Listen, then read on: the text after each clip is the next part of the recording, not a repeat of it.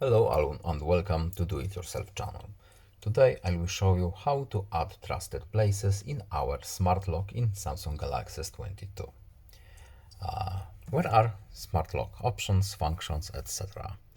We need to go to settings, then lock screen, and here we have our smart lock and our password.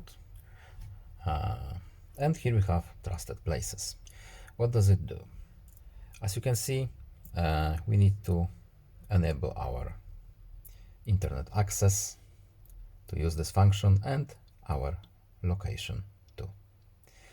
So, add trusted places.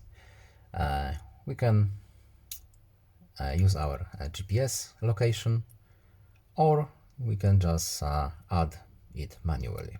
But let's add our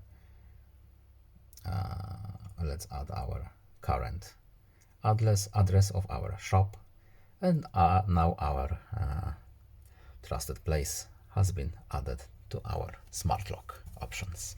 I hope this video was helpful to you. Please leave a like and subscribe. Have a nice day and see you in the next video. Goodbye.